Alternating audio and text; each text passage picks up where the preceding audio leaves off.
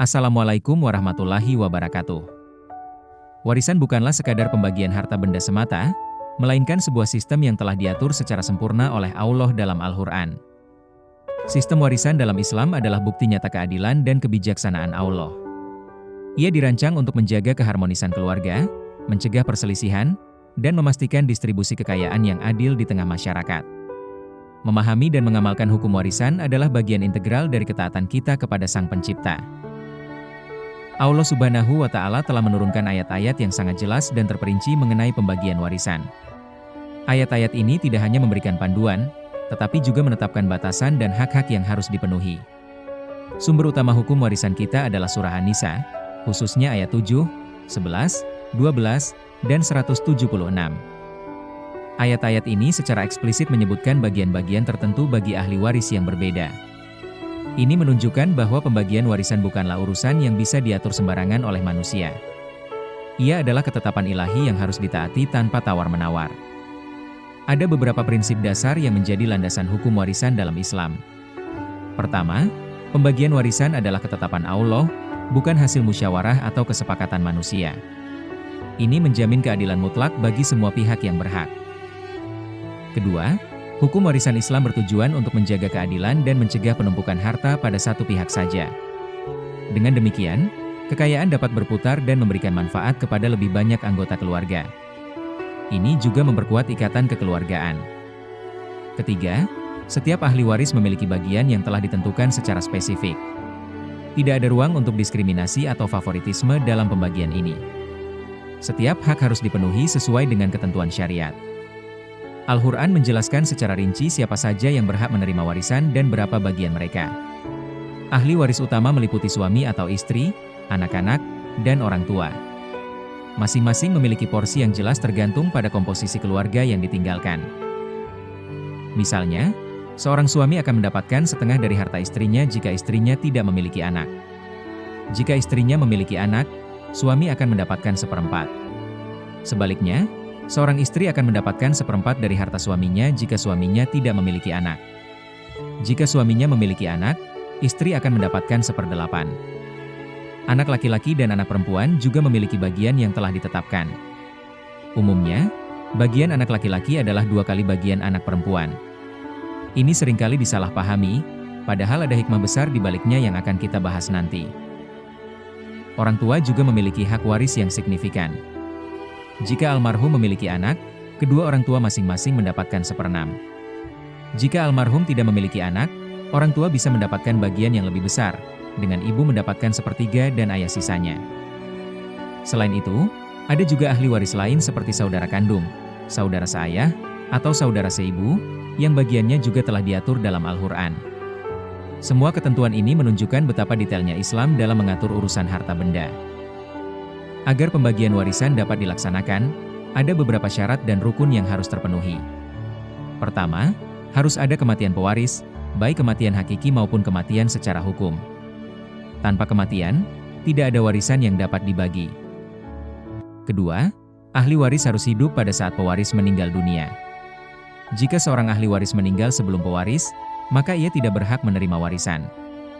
Hak warisnya akan beralih kepada ahli waris berikutnya yang masih hidup. Ketiga, tidak ada penghalang warisan. Penghalang warisan bisa berupa pembunuhan, yaitu jika seorang ahli waris membunuh pewarisnya. Perbedaan agama juga menjadi penghalang warisan dalam pandangan mayoritas ulama. Sebelum harta warisan dibagikan kepada ahli waris, ada beberapa kewajiban yang harus dipenuhi terlebih dahulu. Ini adalah langkah-langkah penting untuk memastikan hak-hak lain terpenuhi sebelum hak ahli waris. Pertama, biaya pengurusan jenazah harus diambil dari harta peninggalan. Ini meliputi biaya pemandian, pengkafanan, hingga pemakaman. Kewajiban ini harus didahulukan sebelum yang lainnya. Kedua, semua utang piutang almarhum harus dilunasi. Baik itu utang kepada Allah seperti zakat yang belum tertunaikan, maupun utang kepada sesama manusia. Melunasi utang adalah prioritas utama untuk membersihkan tanggungan almarhum. Ketiga, pelaksanaan wasiat yang sah. Wasiat adalah pesan terakhir almarhum mengenai penggunaan sebagian hartanya. Namun, wasiat hanya boleh mencakup maksimal 1/3 dari total harta peninggalan. Jika lebih dari itu, harus ada persetujuan dari ahli waris. Setelah ketiga kewajiban ini terpenuhi, barulah sisa harta dapat dibagikan kepada ahli waris sesuai dengan ketentuan Al-Quran. Mengabaikan salah satu dari kewajiban ini dapat menimbulkan dosa dan ketidakadilan. Hukum warisan Islam yang terperinci ini mengandung hikmah yang sangat mendalam. Salah satunya adalah untuk mencegah perselisihan dan permusuhan di antara anggota keluarga. Dengan adanya aturan yang jelas, setiap orang tahu haknya dan tidak ada ruang untuk sengketa. Selain itu, hukum warisan juga memastikan distribusi kekayaan yang merata. Ini mencegah penumpukan harta pada satu atau dua orang saja, sehingga kekayaan dapat beredar dan memberikan manfaat kepada lebih banyak orang. Ini adalah bentuk keadilan sosial dalam Islam.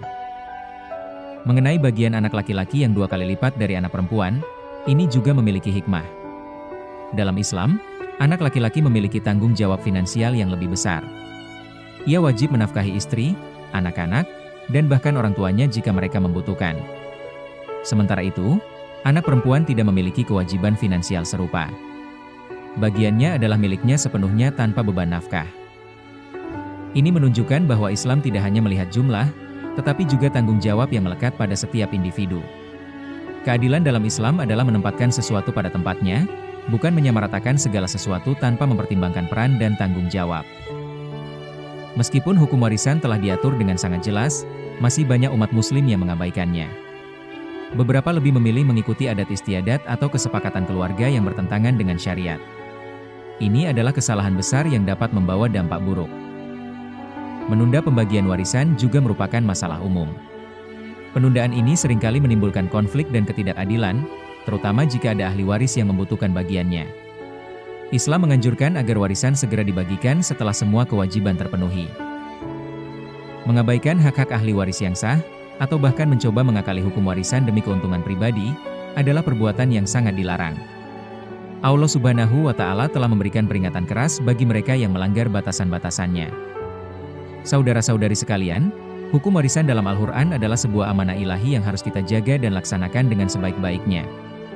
Ia adalah bagian dari syariat Allah yang sempurna, yang dirancang untuk kebaikan umat manusia. Marilah kita senantiasa berusaha untuk memahami dan mengamalkan hukum warisan ini dalam kehidupan kita. Janganlah kita tergoda untuk mengikuti hawa nafsu atau adat istiadat yang bertentangan dengan Al-Quran. Dengan mematuhi hukum warisan, kita tidak hanya menjaga hak-hak sesama, tetapi juga mendapatkan keberkahan dan keridaan dari Allah Subhanahu wa Ta'ala. Semoga Allah senantiasa membimbing kita untuk menjadi hamba-hambanya yang taat dan adil. Wassalamualaikum warahmatullahi wabarakatuh.